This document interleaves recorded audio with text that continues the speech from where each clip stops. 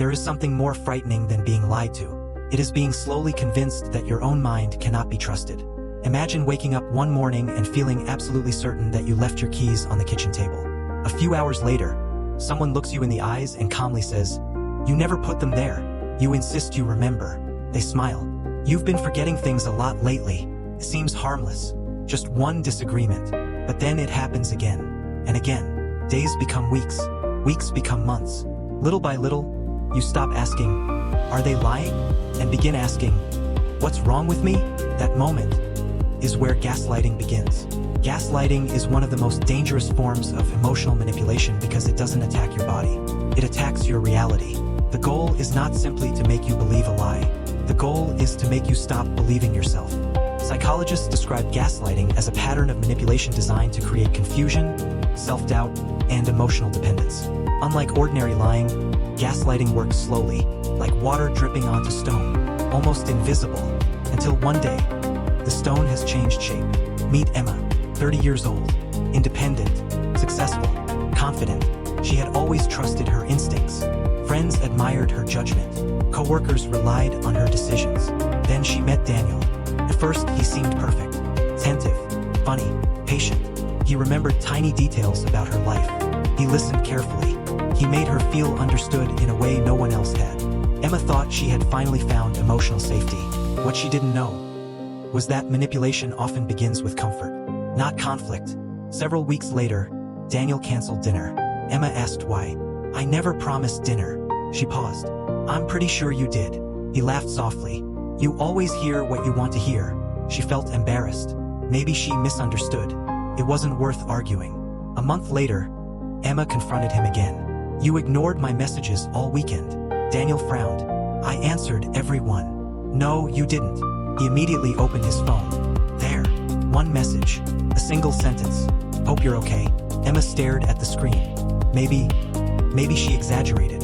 What she couldn't see was that Daniel had ignored 15 other messages. He only needed one reply to change the story. Gaslighting rarely depends on giant lies. It survives through tiny distortions, small enough to sound believable, repeated enough to become reality. Researchers have found that human memory is not like a video recording. Every time we remember something, the memory becomes slightly editable. The brain reconstructs the past rather than replaying it. Normally, this isn't a problem, but in the hands of a skilled manipulator, it becomes a weapon. Each time Emma questioned her memory, Daniel supplied an alternative version. Not with anger, with confidence. Confidence is persuasive, especially when your own certainty begins to weaken. Soon, strange conversations became normal. "You told me that." "I never said that." "You were angry." "I wasn't." "You imagined it." "I think you're overreacting." Each sentence alone sounded harmless. Together, they slowly dismantled her trust in herself. One evening, Emma apologized for accusing Daniel of forgetting her birthday. "I'm sorry. Maybe I remembered it wrong." Daniel hugged her. "I know you're trying. You've just been under a lot of stress." Those words sounded caring, but they carried a hidden message. The problem isn't me. It's your mind. This is why gaslighting is so difficult to recognize. Real manipulation often feels like concern. The manipulator rarely shouts. They reassure. They comfort. They offer explanations. Every explanation quietly points back to one conclusion. You cannot trust yourself. Psychologists call this cognitive destabilization. When a person's confidence in their own perceptions begins to collapse, they naturally search for someone else's version of reality. And guess who is always ready to provide it? The manipulator. Over time, the victim starts outsourcing judgment. Simple decisions become difficult. Was I too sensitive?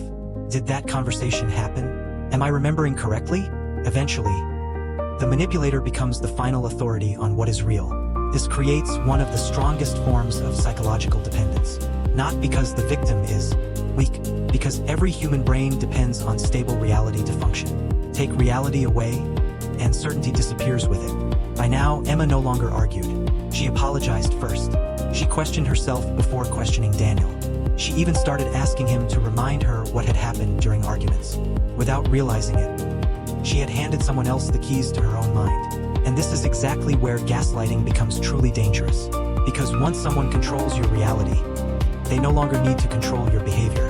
Your own mind will do it for them. But there was one tiny detail Daniel failed to notice. Something so small that he ignored it completely. Yet it would become the first crack in the illusion he had spent months creating. And that single crack would change everything. The first crack appeared on an ordinary Tuesday. Emma met an old friend for coffee, someone who had known her long before Daniel entered her life. Halfway through the conversation, her friend suddenly asked, "Why do you apologize so much now?" Emma laughed awkwardly. "I don't. You've apologized at least 6 times in the last 10 minutes. Emma froze. She hadn't even noticed. For the first time in months, someone reflected her behavior back to her. Not to judge her, simply to help her see it. That night, she couldn't stop thinking about the conversation. Was she really apologizing that often? The next day, she started paying attention. Every disagreement with Daniel followed the same pattern. She raised a concern. He denied it. He questioned her memory. She became confused. She apologized. The cycle repeated so naturally that she had mistaken it for normal communication. But it wasn't. It was conditioning, like training a path through a forest. The more often the same route is taken, the easier it becomes to follow. Our brains work in much the same way. Repeated experiences strengthen certain neural pathways. When someone repeatedly teaches you that your thoughts cannot be trusted, your brain begins expecting uncertainty before confidence. This isn't because your memory is broken. It's because your brain is adapting to survive constant psychological conflict. Neuroscientists have found that prolonged emotional stress can reduce confidence in memory retrieval and decision-making. When stress hormones remain elevated over time, the brain becomes more focused on avoiding conflict than evaluating facts. Instead of asking, "What is true?" the mind begins asking, "What will keep the peace?" That shift changes everything. Because once avoiding conflict becomes the priority, reality becomes negotiable. Daniel understood this without ever studying psychology. Many manipulators don't consciously know the science. They simply learn through experience which behaviors give them control. Every time Emma accepted his version of events, he became more confident. Every apology rewarded the manipulation. Every moment of self-doubt strengthened his influence. This is why gaslighting often becomes more severe over time. Manipulation that works is usually repeated. But one afternoon, something unexpected happened. Emma found an old notebook.